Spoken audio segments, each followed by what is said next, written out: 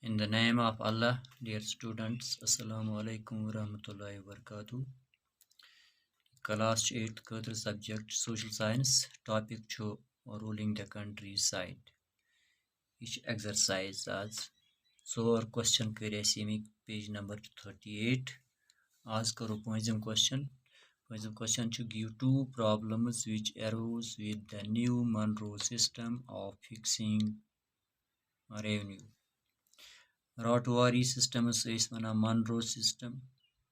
تِکیٛازِ مانروے اوس اَمہِ وقتہٕ یہِ اوس نہٕ گورنر جنرل کینٛہہ بلکہِ ڈیولپمنٹ یا ڈیولپ کرنہٕ أتھۍ منٛز أمۍ سٕنٛدسٕے دورس منٛز دَپان زٕ مُشکِلات گٔے کھڑا اَتھ نٔیِس سِسٹمس تِم کیٛاہ ٲسۍ اکھ اوس revenue officials fixed very high revenue demand because they wanted to increase companies income from land یِم revenue officials ٲسۍ تِمو کٔر ریٹ revenue ہاے تِم ٲسۍ یژھان increase company ہٕنٛز income کَرٕنۍ زٔمیٖن نِش دوٚیِم peasants were unable to pay high taxes یِم کاشتکار ٲسۍ یِم ٲسۍ نہٕ ہٮ۪کان ہاے ٹیکس ادا کٔرِتھ کینٛہہ زیادٕ tax that is why they fled the countryside and villages became deserted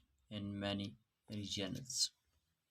تَوَے درٛاے تِم کنٹری سایڈ تہٕ یِم وِلیج یِم ٲسۍ یِم درٛاے اَتہِ یِم بنے desert. Officials thought that new system would bring prosperity to peasants, but this did not happen. یِم official ٲسۍ تِم ٲسۍ دَپان کاشتکارن واتہِ اَمہِ سۭتۍ فٲیدٕ مگر تِمن ووت نہٕ کینٛہہ. یِم آسہٕ زٕ پرابلم اَمچہِ. Question number 6. Why were Riots reluctant to grow indigo? Indigo کیٛازِ وۄپدوو نہٕ تِمو پتہٕ وجہ کیٛاہ اوس Riots were reluctant to grow because planting indigo had certain problems which are given below. Number 1. Riots were given loans to grow indigo and were forced to sign an agreement. یِمن اوس لون یِوان دِنہٕ بیٚیہِ ٲسۍ کھٮ۪وان لیکھِتھ agreement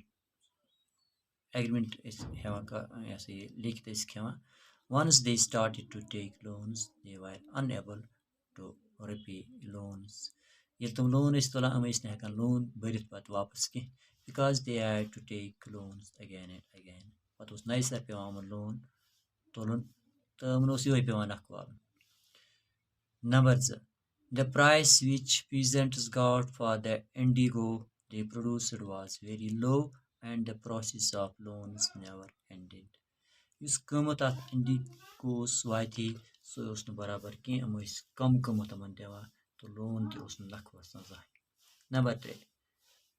The planters generally insisted that indigo be cultivated on the best soil in which they preferred to cultivate rice. Planters generally insisted that indigo be cultivated on the best soil in which they preferred to cultivate rice. دَپان یِم ٲسۍ زور دِوان دَپان ٲسۍ یہِ اِنڈیگو چھُ یِوان زرخیز زٔمیٖن پٮ۪ٹھ وۄپداونہٕ یَتھ جایہِ زَن أسۍ rice وۄپداوہاو. Indigo had deep roots as well which exhausted the soil. اَتھ ٲسۍ سٔنۍ موٗل آسان یہِ اوس سٔنۍ موٗل دِوان یُس یہِ زٔمیٖن زرخیزی ہٕنٛز زٔمیٖن ہٕنٛز زرخیزی ختم اوس کران. After an indigo harvest, the land could not be sown with rice. ییٚلہِ یہِ لوننہٕ اوس یِوان اِنڈیگو پتہٕ ٲسۍ نہٕ ہٮ۪کان مطلب دانہِ ؤوِتھ کینٛہہ. Question number 7. What were the circumstances which led to the eventual collapse of indigo production in Bengal? Bengal's منٛز کیٛازِ گٔے یہِ production collapse کیٛازِ گٔے ختم. The circumstances which led to the collapse of indigo production in Bengal were as یہِ کیٛاہ اوس. Number 1. Farmers were given loans to grow indigo and were forced to sign on agreement. یہِ پوٚر اَسہِ ہیٚرِ کَنہِ تہِ. Once the loan starts, it never ends. Finally, planters refused to grow indigo, which led to the collapse of the indigo production. It's loan yِوان دِنہٕ مگر loan اوس نہٕ نکھٕ وَسان کینٛہہ ہُپٲرۍ ٲس ریٹ ٲس کَم ہُپٲرۍ ٲسۍ ہٮ۪وان یِمن ایگریمنٹ کٔرِتھ لاسٹَس پٮ۪ٹھ کٔر یِمو کٲم یِمو دوٚپ کہِ أسۍ کَماوو نہٕ اِنڈیٖگو کینٛہہ نٔتیٖجہٕ درٛاو یہِ گوٚو collapse. Number 2. Due to deep roots of indigo, the land could not be sown with rice.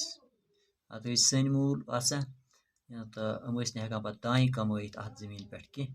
That is why the farmers refused to grow indigo.